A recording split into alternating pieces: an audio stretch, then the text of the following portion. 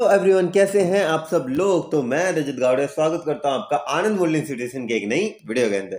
थोड़ा सा देर भी हो चुकी है वीडियो को आने के अंदर, लेकिन इस चीज की गारंटी देता हूं कि वीडियो जो भी आती है धमाकेदार आती है। परिवर्तन सीरीज की भी दूसरी पार्ट के ऊपर काम चल रहा है। वहीं इसी साल मुझे लगा कि आप लोगों को इस साल जो न्यू एजुकेशन पॉलिसी जो कि 2020 के अंदर इंट्रोड्यूस करी गई थी, लेकिन इम्प्लीमेंट इस साल यानी कि 2023 और 24 के सेशन के अंदर होने वाली है, और आप लोगों को इसके बारे में एक डिटेल जानकारी होनी बहुत ही ज्यादा जरूरी है। तो चलिए शुरुआत करता हूं मैं आपको आज की नई वीडियो, जिसका टाइटल है न्यू एजुकेशन पॉलिसी। को पता है कि ब्रिक्स जैसी इमर्जिंग ऑर्गेनाइजेशन, जिसमें ब्राजील, रशिया, इंडिया, चाइना और साउथ अफ्रीका जैसी इमर्जिंग कंट्रीज हैं, उसमें इंडिया का लिटरेसी रेट सबसे ज्यादा कम था। जी हाँ, और साथ ही इंटरनेशनल ऑर्गेनाइजेशन पीसा यानी कि programme for international student assessment, जो रीडिंग और साइंटिफिक एबिलिटीज के ऊपर आधारित होता है, जिसमें 72 कंट्रीज ने पार्टिसिपेट किया था। उस टेस्ट के अंदर इंडिया का रैंक सेकेंड लास्ट था, यानी कि 72th रैंक था। Just imagine, 72th rank out of 74। ये भी पता है कि इंडिया का हायर स्टडी एनरोलमेंट रेट भी चाइना के हायर स्टडी एनरोलमेंट रेट का 50% है, यानी कि 50%, यानी कि आधा है। जस्ट इमेजिन हमारे देश के एजुकेशन सिस्टम की सिचुएशन कितनी ही ज़्यादा डिप्रेसिंग और कितनी ही ज़्यादा बुरी है। But situation are improving and it seems like India will grow in the education sector. ऐसा इसलिए कह पा रहा हूँ guys, because of the new education policy जो कि इंट्रोड्यूस हुई थी 2020 के अंदर, जिसे हमने आराम से 2 साल समझा। अब बारी है जो 2023 और 24 के सेशन के अंदर इसे इम्प्लीमेंट करने का। जी हाँ गाइस, न्यू एजुकेशन पॉलिसी, और इस पॉलिसी की सबसे खासियत यह है कि ये हमारे एशियन इंडिया गुरुकुल सिस्टम से इंस्पायर्ड है। जी हाँ guys, Asian India Gurukul system से ये इंस्पायर्ड है, और इसलिए हमें इसके ऊपर कंप्लीट फेथ है कि ये न्यू एजुकेशन पॉलिसी हमारे इंडिया के एजुकेशन सिस्टम को कंप्लीटली बदल के रख सकती है। सोच के देखिए, जिस एजुकेशन सिस्टम से हमारे प्रभु श्री राम जी और श्री कृष्ण जी ने अपनी शिक्षा प्राप्त करी थी, उसी सिस्टम के प्रिंसिपल से जब आज के बच्चे पढ़ेंगे तो उनका माइंड कितने अमेजिंग लेवल पे ग्रो करेगा। और साथ ही इस बार तो मैं ये भी कह सकता हूँ कि गवर्नमेंट जेन्युइनली इस बार बहुत ही ज़्यादा सीरियस है, क्योंकि जेन्युइनली काफ़ी बार गवर्नमेंट जो होती है वो सीरियस ही नहीं होती, लेकिन इस बार government is going definitely in the right direction. और इसलिए उन्होंने इस साल का सबसे बड़ा educational budget that is 6% of GDP भी अनाउंस किया है हमारे एजुकेशन सिस्टम के लिए। Isn't that amazing guys. Education policy के अकॉर्डिंग 10th और 12th क्लास के पुराने बोर्ड पैटर्न को चेंज करके न्यू मल्टी डाइवर्स एक्सपेरिमेंटल और स्किल बेस्ड एजुकेशन सिस्टम को प्रमोट किया गया है, जिसमें हमारे पुराने 10+2 स्ट्रक्चर की जगह अब 5+3+3+4 के नए स्ट्रक्चर को डिजाइन किया गया है। एजुकेशन पॉलिसी के अंदर सबसे पहले बच्चों को प्री स्कूलिंग से 2nd क्लास तक एक फाउंडेशन कोर्स करवाया जाएगा। बाद में 3rd ग्रेड से 5th ग्रेड तक का प्रिपरेटरी कोर्स, 6th ग्रेड से 8th ग्रेड तक का मिडिल कोर्स, और लास्ट के अंदर 9th ग्रेड से 12th ग्रेड तक का सेकेंडरी सिस्टम होगा। चलिए आइए एक एक करके इन सिस्टम्स को अच्छे से समझते हैं। आता है फाउंडेशन कोर्स, यानी कि प्री स्कूलिंग से 2nd ग्रेड तक का कोर्स, जिसमें पहले 3 साल का विद्या प्रवेश है, जिसमें पहले बच्चों को सिर्फ ABCD सिखाया जाता था और 1 2 3 4 की काउंटिंग सिखाई जाती थी। लेकिन अब बच्चों को टॉय बेस्ड लर्निंग करवाई जाएगी, जिसमें हमारे एशियन इंडियन गेम्स भी शामिल है, जैसे कि चेस, चौसर, लूडो, स्नेक्स एंड लैडर को तो कंपल्सरी कर दिया गया है, जिससे बच्चों को एंटरटेनमेंट के साथ साथ बच्चों में स्ट्रैटेजी डेवलप करने की एबिलिटी भी डेवलप होगी। जस्ट इमेजिन गाइस, जो स्ट्रैटेजीज बच्चे छोटी छोटी उम्र के अंदर ये सीखेंगे कि अगर हम एक अपना दाव खेलते हैं किसी भी गेम के अंदर, जैसे हम चेस खेलते हैं, लूडो खेलते हैं, जिसमें हम अपने एक दाव खेलते हैं, तो हम पहले ये सोचते हैं कि अगर हम अपना ये दाव खेलेंगे तो सामने वाला किस हिसाब से अपना दाव खेलेगा। इस तरीके से हमारी जो इनोवेशनल थिंकिंग है बच्चों के अंदर, वो अमेजिंग लेवल पे ग्रो होने वाली है गाइस।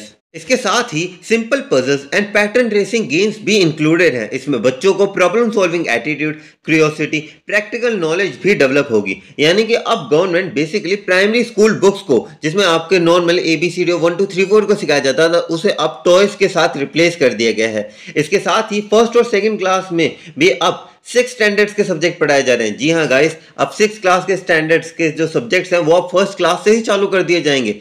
जी हाँ, जैसे कि जिसके अंदर बेसिकली 8 मेन सब्जेक्ट्स इंक्लूडेड है, जो कि हैं science, Hindi, English, math, history, social science और ह्यूमैनिटीज, स्पोर्ट्स और वोकेशनल एजुकेशन।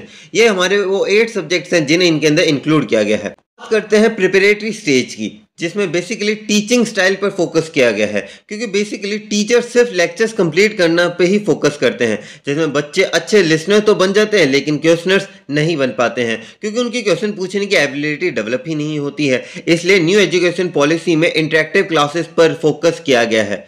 इसके साथ ही 3rd क्लास से ही 3 लैंग्वेजेस भी ऐड हो जाएंगी, जिसमें एक होगी उनकी लोकल लैंग्वेज, दूसरी होगी इंग्लिश, और इसके अलावा जो उन्हें तीसरी लैंग्वेज चूज करनी है यानी कि तीसरी, इन दोनों को छोड़कर बची हुई 20 लैंग्वेजेस में से भी कोई भी एक लैंग्वेज हो सकती है। आपको बता देता हूं, हमारे इंडिया के अंदर वैसे कोई भी नेशनल लैंग्वेज नहीं है, पर हमारे इंडिया ने 22 लैंग्वेजेस को ऑफिशियली डिक्लेयर किया है कि ये 22 लैंग्वेजेस को मान्यता दी गई है। अब ये 2 लैंग्वेजेस तो होगी, एक आपकी लोकल लैंग्वेज होगी, दूसरी आपकी इंग्लिश होगी। इसके अलावा आप बची हुई 20 लैंग्वेजेस में से, जिसमें हिंदी है, संस्कृत है, तमिल है, और जो भी आपकी लोकल स्टेट की जो भी लैंग्वेज है, आप उनमें से किसी भी एक लैंग्वेज को चूज कर सकते हैं। और इसकी खास बात यह है कि लैंग्वेज आपको 12th क्लास तक रखनी है। जी हाँ गाइस, जो लैंग्वेज आप 3rd क्लास में सिलेक्ट करोगे वो लैंग्वेज आपको 12th क्लास तक रखनी है। साथ ही जनरली देखा जाए, बच्चों को सबसे ज्यादा डर लगता है मैथ से। मैथ से आप सब लोगों को भी डर लगता होगा, हमें भी लगता था। लेकिन ये डर जो था, इसकी बेसिक रूट्स कहाँ से आती थी? वो तो हमारी 3rd क्लास। 3rd क्लास एक ऐसी क्लास होती है या एक ऐसा स्टेज होता है जहाँ पे बच्चे मैथ्स के एडवांस कंसेप्ट के जस्ट इंट्रोड्यूस हुए होते हैं। और अगर कोई बच्चा स्टार्टिंग में ही इन कंसेप्ट से इतना डर जाता है तो आगे मैथ्स के अंदर उसका इंटरेस्ट नहीं बन पाता, उसे मैथ्स का फोबिया हो जाता है। तो इसके साथ ही बच्चों के सबसे बड़े फियर्स, जैसे कि मैथ्स के डर को कम करने की पूरी कोशिश की गई है, क्योंकि अब टीचर्स को ये फोकस किया गया है कि जब भी जिस भी केस के अंदर पॉसिबल होगा, टीचर्स को आर्ट एंड क्राफ्ट की मदद से ही बच्चों को मैथ्स के एग्जांपल्स को समझाना है, जिससे उनकी कंसेप्चुअल क्लैरिटी के अंदर और सुधार आएगा और वो अच्छे से परफॉर्म कर पाएंगे। जैसे कि बच्चे को अगर कंप्लीट एंगल का कंसेप्ट सिखाना है तो टीचर उसे बहुत ही अच्छे लेवल और अमेजिंग वे के अंदर सिखा सकता है। जैसे कि वो ये सिखा सकता है कि जैसे हम स्क्वायर के हर एक एंगल 90 डिग्री का होता है, अगर हम हर एक एंगल को कट करते हैं और अगर हम चारों पीसेस को जब हम ज्वाइन करेंगे यानी कि 90 + 90 + 90 + 90 यानी कि 360, तो इनसे बच्चे कंप्लीट एंगल का कंसेप्ट भी सीखेंगे, साथ ही साथ वो स्क्वायर की प्रॉपर्टीज भी सीखते हैं। और इसके साथ साथ बच्चे के अंदर बोरियत और साथ ही साथ क्यूरियोसिटी भी इतने अच्छे लेवल से डेवलप होती है कि बच्चे इन कंसेप्ट्स को लॉन्ग लास्टिंग वे के अंदर रखते हैं। और बच्चों का फोबिया, क्योंकि जब पहले टीचर्स, जो न्यू एजुकेशन पॉलिसी से पहले टीचर्स बेसिकली आपको सिर्फ नॉर्मली बताते थे कि न्यू एंगल्स हैं, या एंगल इनके अकॉर्डिंग बनेंगे, 90 डिग्री पे आपका स्क्वायर होता है, लेकिन टीचर अपनी प्रैक्टिकल नॉलेज पे बिल्कुल भी फोकस नहीं करते थे, जिससे बच्चों को मैथ्स एक रट्टा फिकेशन लगता था rather than a practical subject. तो कि अब तक आप लोगों को हमारा 5+3 का मॉडल तो समझ में आ चुका होगा, और अगर आपको समझ में आ रहा है तो प्लीज गाइस लाइक कीजिएगा हमारी वीडियो के अंदर। प्लीज हम एकदम, हमारे जो सब्सक्राइबर है 424 है, अगर आप लोगों को आशीर्वाद रहा डेफिनेटली हम 450 का मार्क क्रॉस कर सकते हैं। बस आप लोगों का साथ चाहिए हम लोगों को, तो प्लीज गाइस हमारी वीडियो को लाइक कीजिएगा और सब्सक्राइब कीजिएगा हमारे अमेजिंग चैनल को। तो आगे बढ़ते हैं। अब बारी हमने कर तो लिया, हमने प्री स्कूलिंग तक बच्चों को 5th क्लास तक तो बैठा दिया, अब बारी है इससे आगे की बात करने की। अब बात करते हैं तीसरे स्ट्रक्चर यानी कि 6th ग्रेड से 8th ग्रेड तक की। इस मिडिल स्ट्रक्चर में सबसे ज्यादा यूनिक चेंजेस किए गए हैं गाइस, यानी कि सबसे ज्यादा यूनिक चेंजेस अगर कहीं पे किए गए हैं तो वो 6th to 8th क्लास के अंदर किए गए हैं। यानी हमारे vocational subject physics, chemistry, history को अब 6th क्लास से ही ऑप्ट कर सकते हैं बच्चे। जी हाँ, कितनी अमेजिंग बात है गाइस कि जो साइंस पहले हमें पूरे एक कंप्लीटली पढ़नी पड़ती थी, जिसमें फिजिक्स भी आती थी, केमिस्ट्री भी आती थी, बायो, अब हम उन्हें इंडिविजुअल भी पढ़ सकते हैं। साथ ही बच्चे इंटर्नशिप भी कर पाएंगे जो बेसिकली स्कूल के अंदर ही होगी। लेकिन अगर बात करें अगर हम ट्रैवल एंड टूर की, उसके लिए जो स्कूल है वो लोकल बिजनेसेस की भी हेल्प ले सकते हैं, जिससे बच्चों की स्किल डेवलपमेंट होगी। इंडिया के अंदर वोकेशनल कोर्सेज को सिर्फ 5% बच्चे ही अडॉप्ट करते हैं। जी हाँ गाइस, सिर्फ 5% बच्चे। और आपको एक अमेजिंग बात बताऊं, अमेरिका और जर्मनी में यह रेट 50% का, यानी कि हमारा 10x है, और साउथ अफ्रीका में तो ये 97% है। तो आप सोच सकते हैं कि ऐसी कंट्रीज के सामने इंडिया कहां पे स्टैंड करता है। आशा करते हैं कि ये जो नई एजुकेशन पॉलिसी है इसके अंदर डेफिनेटली हमारा इंडिया का एजुकेशन सिस्टम डेफिनेटली बहुत बढ़िया ग्रो करेगा। बात करते हैं लास्ट स्टेज की, जो कि हमारा 4 सालों का स्टेज, जो कि होता है हमारे 9th ग्रेड से 12th ग्रेड तक का। इसमें 9th क्लास में ही बोर्ड सेमेस्टर को डिवाइड कर दिया गया है, जैसे कॉलेजेस में होता है। जैसे नॉर्मली अगर कोई बच्चा बीकॉम करता है और 3 साल के लिए बीकॉम होती है, उसे 6 सेमेस्टर्स के अंदर डिवाइड किया जाता है। कितने सेमेस्टर्स के अंदर? 6 सेमेस्टर्स में डिवाइड किया जाता है।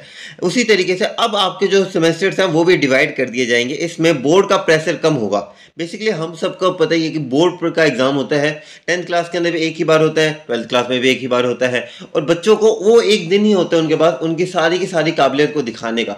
लेकिन देखा जाए क्या ये चीज़ थोड़ी अनफेयर है कि क्या पता है ऐसे बच्चे की भी लाइफ के अंदर ऐसी कोई सिचुएशन आई हो जिस वजह से बच्चा उस लास्ट के डेज में परफॉर्म नहीं कर पाया, तो क्या हम ये कह सकते हैं कि बच्चे ने पूरे साल ही मेहनत नहीं करी? इसीलिए ही बोर्ड के सेमेस्टर्स को अब डिवाइड कर दिया गया है। सेकेंडरी स्टेज के अंदर through out the course 5 compulsory subject होंगे, जैसे कि maths, science, history, geography and Hindi, और साथ ही कुछ ऑप्शनल सब्जेक्ट्स भी इंट्रोड्यूस किए जाएंगे। पहले बच्चों को साइंस, कॉमर्स और आर्ट्स में से किसी एक सब्जेक्ट को चूज करना होता था, लेकिन अब बच्चों के पास वाइडर चॉइस है, यानी कि अब बच्चे फिजिक्स के साथ इकोनॉमिक्स पढ़ सकते हैं। जी हाँ, और अब सबसे ज़्यादा इंटरेस्टिंग पार्ट यह है कि यदि आप मेन सब्जेक्ट में फेल हो जाते हैं, लेकिन यदि आप ऑप्शनल सब्जेक्ट में पास हो जाते हैं, तो वो बच्चा पास डिक्लेयर कर दिया जाएगा। है ना अमेजिंग बात गाइस? यानी कि अब मेन फोकस आपके इंटरेस्ट पे किया जाएगा, ना कि आपकी थ्योरेटिकल नॉलेज के ऊपर। अब बात करते हैं न्यू एजुकेशन सिस्टम के सक्सेसफुल होने की पॉसिबिलिटी के ऊपर, जो कि मेरे अकॉर्डिंग तो जनरली गाइस बहुत ही ज़्यादा हाई है, क्योंकि इसमें है एग्जाम्पल बेस्ड क्वेश्चंस। मैंने आपको पहले कहा था कि एशियन इंडिया के एजुकेशन सिस्टम से हमारा न्यू एजुकेशन पॉलिसी इंस्पायर्ड है। और जेनुअनली गाइस आप भी सोच सकते हैं, जिस प्रिंसिपल से यार हमारे प्रभु श्री राम जी और श्री कृष्ण जी और न जाने कितने महान ऋषि मुनियों ने अपनी विद्या प्राप्त की थी, जिनके पास अपार ज्ञान था, उस ज्ञान के प्रिंसिपल्स के ऊपर जब हम अपने नई एजुकेशन पॉलिसी की नींव रखेंगे, तो उससे हमारे जो आने वाली पीढ़ी है वो किस लेवल पे डेवलप होगी गाइस। ये बहुत ही ज़्यादा अमेजिंग फीचर है। न्यू एजुकेशन पॉलिसी की सबसे अच्छी बात लगती है वो है एग्जाम्पल बेस्ड क्वेश्चन। गुरुकुल में जैसे हर चीज को एग्जाम्पल्स की मदद से सिखाया जाता था। जैसे अगर किसी स्टूडेंट को फॉरेस्ट के बारे में जानना है तो और पढ़ना है फॉरेस्ट के बारे में, तो टीचर्स उन्हें जंगल में ले जाते थे, जहाँ पे वो अच्छे से हर एक प्लांट को ऑब्जर्व करते, उनके क्वालिटी और फीचर्स को देखते, उसके बाद ऑब्जर्व करते, जिससे बच्चों के दिमाग के अंदर वो एक पर्टिकुलर कंसेप्ट लंबे समय तक रहता था और उनके ऊपर प्रेशर नहीं होता था चीजों को याद करने का। यानी कि बेसिकली प्रैक्टिकल नॉलेज के ऊपर फोकस किया जाता था, और इससे बच्चों के ऊपर प्रेशर भी कम होता था और बच्चों को रियल लाइफ एग्जांपल से अच्छी सीखें मिलती थी।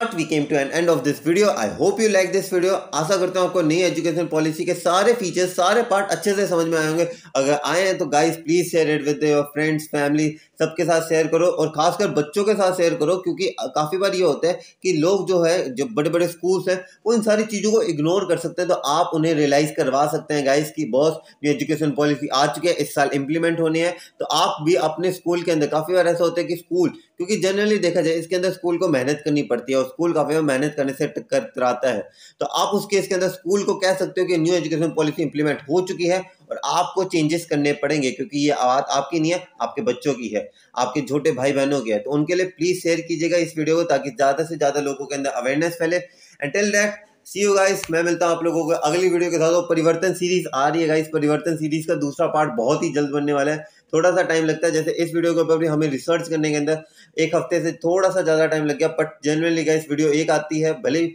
ऐसी वीडियोस, लेकिन ये वीडियो होती धमाकेदार है गाइस। लेक्चर्स भी अब आने वाले हैं, लेक्चर्स का मैं वन शॉट ही डालने वाला हूँ। मैं लेक्चर्स वाइज सिस्टम जो है वो मैं धीरे धीरे करके खत्म करने वाला हूँ गाइस, क्योंकि मैंने काफी बार देखा कि कंसिस्टेंसी जो है वो वन लेक्चर के अंदर ज्यादा बनती है।